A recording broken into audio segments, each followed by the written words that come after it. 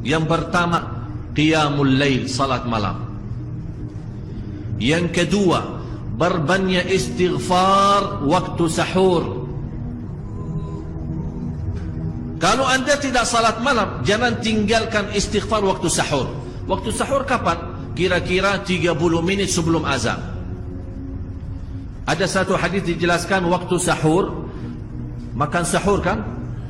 Tapi ada yang suka makan sahur jam 1, ada yang suka jam 2. Tapi menurut saya waktu yang tepat untuk makan sahur dikirakan membaca 50 ayat. Membaca 50 ayat. Kalau bagi kita 50 ayat ya setengah jam lah. Dah tahu bagi bapak ibu gimana? 1 jam ya bolehlah, 1 jam dah apa-apa. Ya tergantung lancar atau tidak. Tapi ukurannya seperti itulah, kurang lebih seperti membaca 50 ayat dari Al-Quran. Itulah namanya waktu sahur. Disitulah Allah sendiri memuji, Allah bangga dan senang terhadap orang yang sahur. Sampai ulama berkata, tidak ada ibadah yang terbaik di waktu sahur selain istighfar. Jadi boleh baca Quran, boleh salat malam, boleh zikir, boleh apapun, tapi yang terbaik istighfar. Jadi tinggalkan segalanya, tinggalkan Quran, tinggalkan salat malam, tinggalkan baca Quran, tinggalkan zikir. Fokus hanya istighfar. Astaghfirullah wa atubu ilaih.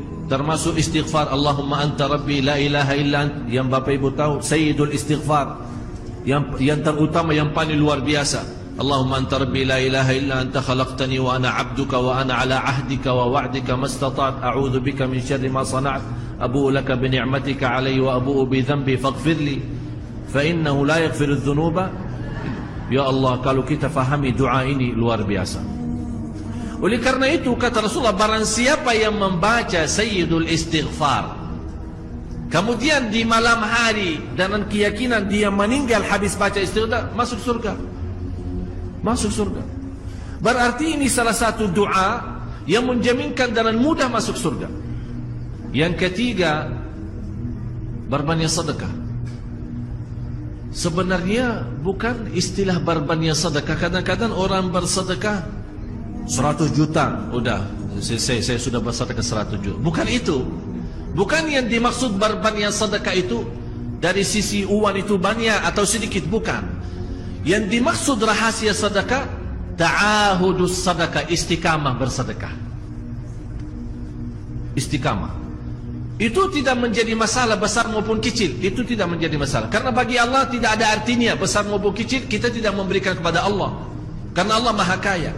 Tapi rahasia sedekah itu kita terus menerus sedekah. Siang, pagi, malam, siang, pagi, malam, pagi, besok, terus minggu depan. Tidak pernah berhenti. Setiap ada kesempatan selalu kita membawa sedekah. Itu namanya ta'ahudus sedekah. Jadi bapak ibu, jangan nunggu hari tertentu, bulan tertentu, malam tertentu kita bersedekah. Jangan. Setiap kita merasa ada berita baik, ada berita maupun ada berita buruk yang menyakiti perasaan kita di rumah tangga kita, anak kita, suami kita, istri kita, apapun, langsung segera sedekah. Disitulah rahasianya. Ikatkan seolah-olah kita sudah membuat perjanjian antara diri dan sedekah. Dalam segala hal, hal senang maupun hal tidak, hal bahagia maupun hal sedih, hal bangga maupun hal lagi menghadapi kesusahan, kesulitan, selalu sehat dan sakit. Terus yang keempat, zikir, berzikir pagi hari dan sore hari. Berzikir pagi hari dan sore hari. Ini 4 hal bapak ibu. Berdiri malam hari, itu yang namanya tahajud, panjangnya atau lamanya berdiri. Berbanyak istighfar waktu sahur. Yang ketiga, berbanyak sedekah. Yang keempat adalah berzikir di pagi hari maupun petang hari. Jadi bapak ibu, saat kita berdiri lama, walaupun baca 1 ayat, diulangi berkali-kali. Walaupun baca surah pendek, tapi diulangi berkali-kali, tidak menjadi masalah. Bapak ibu hanya hafal qulhu, Qul hu dibaca 3 kali, pahalanya seperti baca Al-Quran 30 juz. Ada seorang salih mengajak kawannya, sudah mendekati subuh, ayo bangun salat malam dan baca sepertiga Al-Quran. Langsung orang itu menjawab, bagaimana saya baca, sebentar lagi mau azan. Bacalah Qul huwallahu ahad, salat malam dan Qul huwallahu ahad. Allah maha adil dan Allah maha kasih sayang. Bagaimanapun sebanyak dosa kita, sambil Allah bersabda di hadis yang qudsi, Allah berfirman di hadis yang qudsi, ya ibna Adam, hei anak Adam, kalau engkau membawa dosa sepenuh bumi, dosa dan maksiat, dosa besar maupun kecil, tapi tidak ada di antaranya berbuat syirik kepada Allah, kata Allah, saya tidak peduli, kata Allah, aku tidak akan peduli mengampuni segala-galanya. Artinya bagi Allah sangat kecil dosa itu yang sepenuh dosa bumi.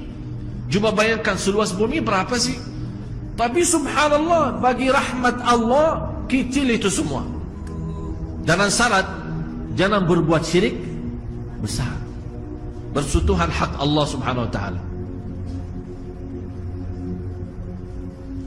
Manusia terhadap ilmu 4 golongan, 4 kelompok. Yang pertama, dia tahu dirinya belum tahu.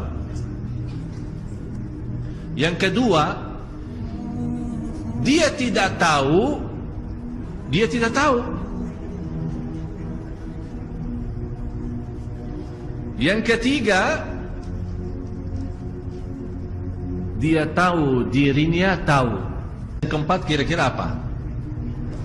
Dia tahu, tidak tahu. Itulah qul hal yastawi alladhina ya'lamuna walladhina la ya'lamun. Apakah tahu, apakah sama orang yang tahu sama yang tidak tahu? Berarti yang tahu 2 golongan, yang tidak tahu juga.